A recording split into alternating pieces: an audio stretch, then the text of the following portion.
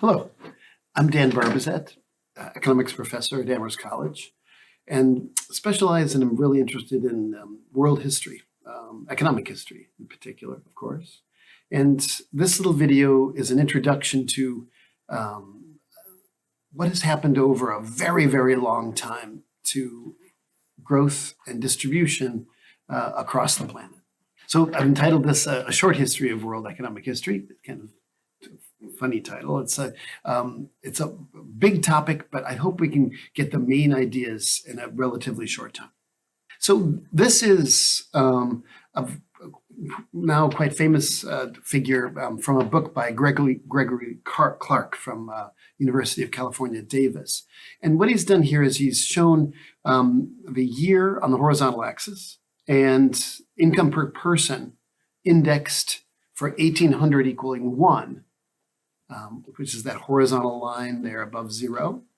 And what this kind of shows you is that for a very, very long period of time, for over 3,000 years, the income per person on the planet was relatively stable. It is true that it rises and falls over that very long period, but comparing, let's say, year 100 to year 1,000, there's not a lot of difference in median per capita incomes. That is to say, if you put the poorest person and the richest person, the person right there in the middle didn't change that much. And more importantly, that value didn't change that much if you looked at those times anywhere in the world.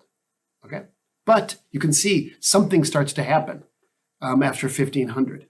And what starts to happen after 1500 is in some areas of the world, there is unprecedented per capita income growth. And what that's meant is that that sustained growth has led to standards of living that have never been known by median level incomes on the planet. And there is incredible disparity among incomes.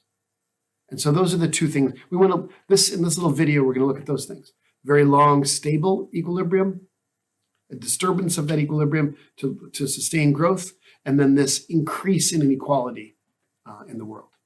So this is population, which looks very, very much like the figure from before. And the reason is quite simple, right? In order to sustain larger populations, you need higher incomes. And so we'll look at this and what might be driving incomes and population across the planet and the consequences of that in this and the session we have together in June. Here, as I've broken out the periods. So this is the period we had before, that Malthusian period. And you can see this is from about 1435. This is right after the Black Death, so in Europe at least. So this is in England. So this is relatively high per capita incomes that return to a kind of equilibrium, and then with changes that we'll be talking about, start to rise. So this is kind of this is part of the Malthusian equilibrium we looked at before, that long, stable part.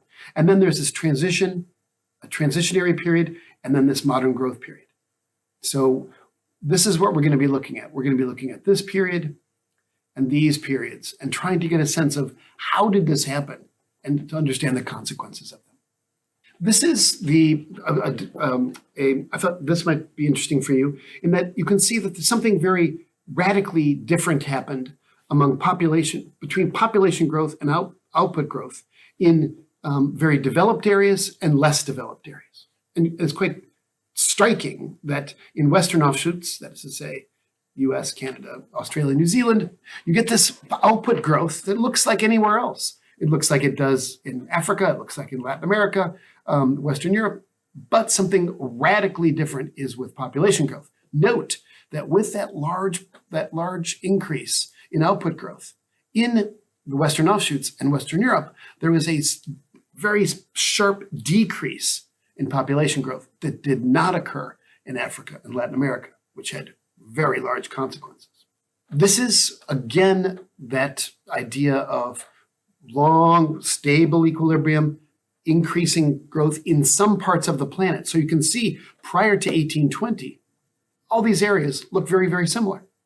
But after 1820, through the 19th century into the 20th centuries, you get this increase in variation, which means that today we live on a planet with a higher level of income inequality for median level incomes than has ever existed in human history.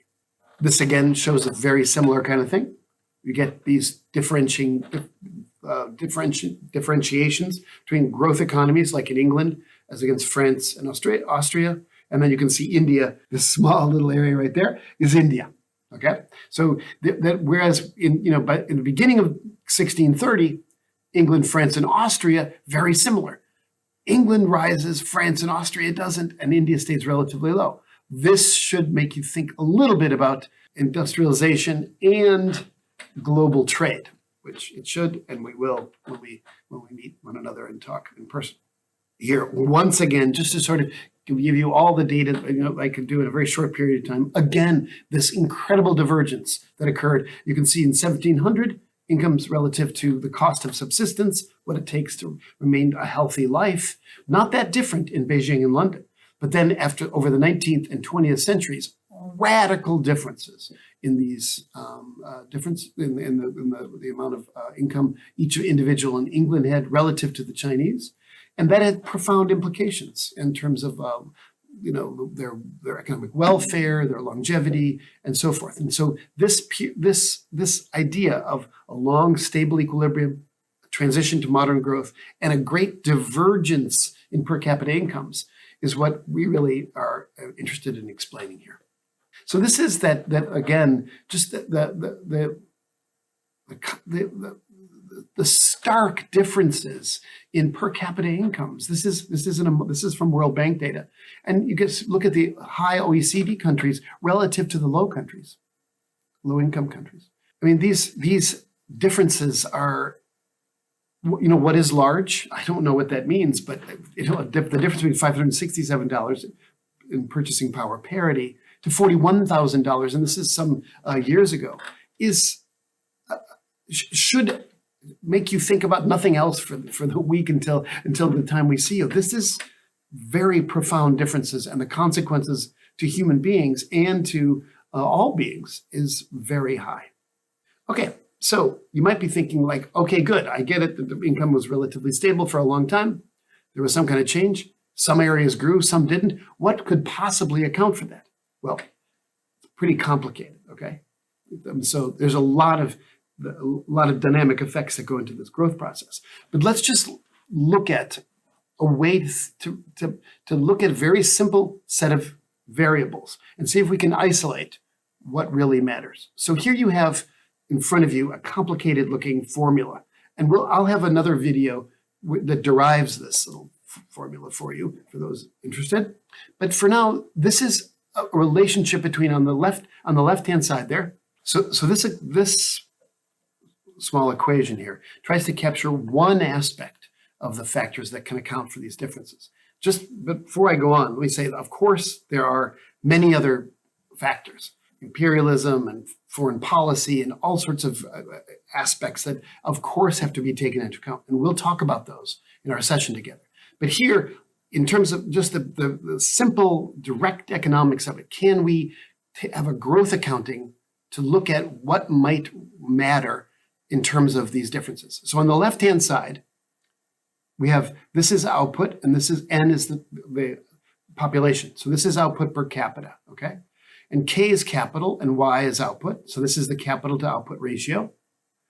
E is a kind of a notion, like an index that shows how productive factors are in terms of output.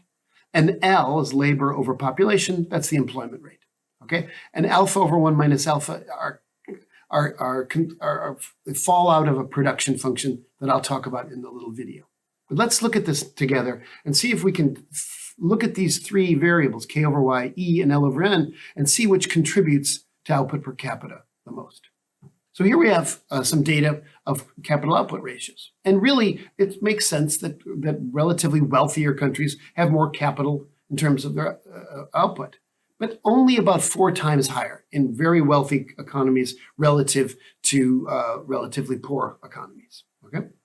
The employment rate is about the same. I mean, everyone's got to work everywhere. So there's a little bit of an uptick, but really it's about the same everywhere on the planet. So what we're seeing is that L over N is not counting for much. K over Y a little bit. If we look at the next slide, we'll see that, look, Y over N is 30 to 40 times higher for wealthy countries to relatively poor countries.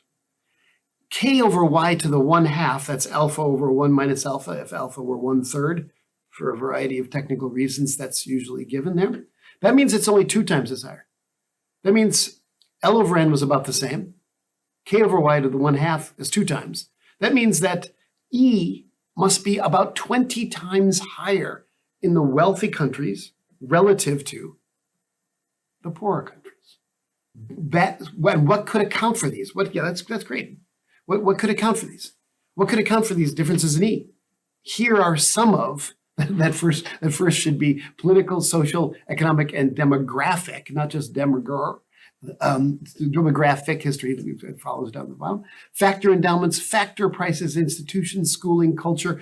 All of these might account in what might be considered total factor productivity. So really, thinking about long-run growth is really thinking a lot about this factor E. And that's what we're going to do together when we have our time in June. So I hope this has helped give you a kind of an introduction to what we're doing.